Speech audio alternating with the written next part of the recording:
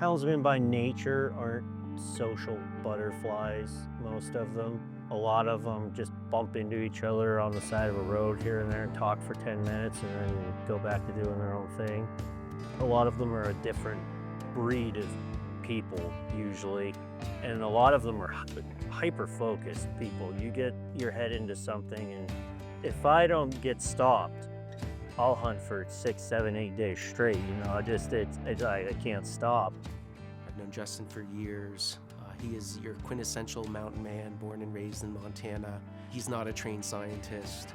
His love and passion for cougars has come about from his time spent in the mountains with his dogs. But in many ways, he's as keen of an observer as any trained scientist you could find, because when you spend time in the mountains and you look at hundreds and hundreds of cat tracks and hundreds of cats up in a tree with your dogs baying at the base, and you start pulling together a picture of the ecology of these animals. And if you are a hunter or just a lover of nature and you spend time out there, that becomes absorbed into your persona and your passion. And it's been really fun to see Justin's knowledge become important to our program, because he knows cougar behavior so well from following them for so many years. But he becomes interested in the biology of them as well, that we can share with him from our perspective. And he's fully part of the team, and he brings to the table is his knowledge that we as biologists, trained biologists, can take to heart as well. And we recognize that we all have a level of misunderstanding or a mystery that we have yet to solve about these animals, and as a team we can come together and share ideas, and that's a really powerful part of our program.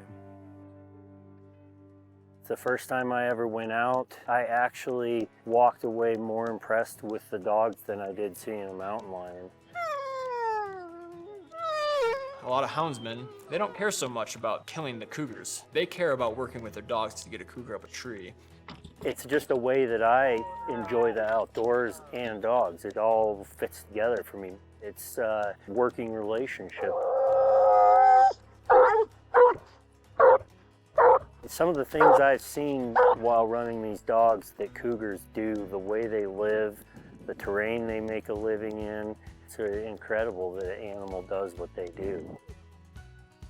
Some of the best houndsmen that I've worked with, they're actually some of the best lion conservationists there are, because if you want to work with your dogs and capture a lot of cougars, you can't have these high quotas that will eliminate the cougar population, then you won't have anything to chase. And the thrill for them is working with those dogs and just to see a cougar up a tree, take a photo and walk away. I respect the animal. I'm curious about the animal. I read books about cougars. That's why I work with Dan on the study. The behavioral response of being chased by something like a wolf and barked at, the cat runs up the tree. That's the evolutionary characteristic or behavior of mountain lions, the escape mechanism. And that enables us to catch up to that individual and be able to mark it and handle it. We have a field trial in Lolo, Montana now every year, in a rare shared time amongst, like I said, guys that spend a lot of their time, they just soon be by themselves in the woods with their dogs than with someone else.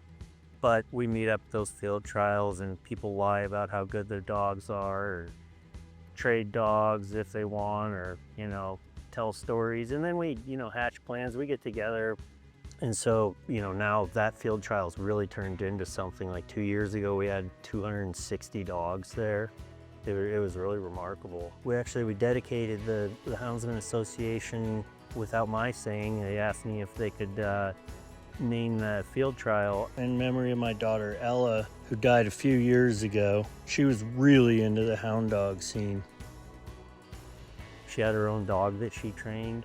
Like I kind of helped guide her along, but really she did it all. It turned into a phenomenal dog. I mean, amazing dog.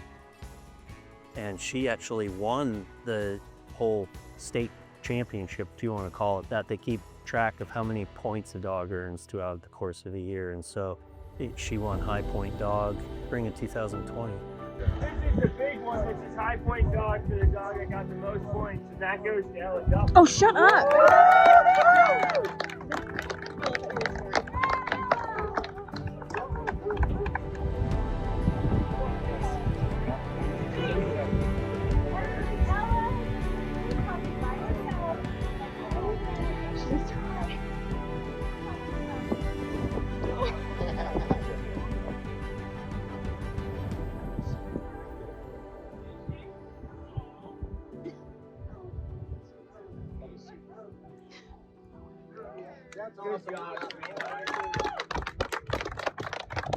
When life is chaotic, life is challenging, and you need to endure hardship, you find solace in the animals that you follow. That connection with a cougar like Nubs, who we've handled many times together, Justin and I, over the years, and have followed her. You can take a break from the chaos around you and just kind of focus on that moment.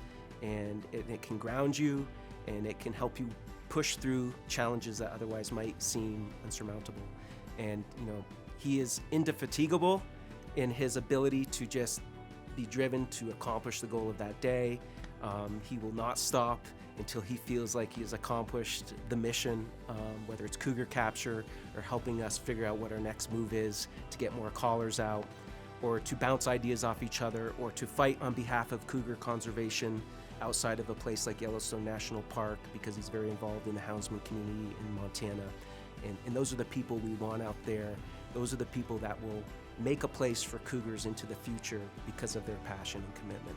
Just being able to kind of keep tabs, to be able to check in with Dan on what some of these lines have done since we've collared them and see the maps of their movements. And it's just, you know, I mean, like I said, I guess the day that I quit being fascinated by it, maybe I should find something else to do.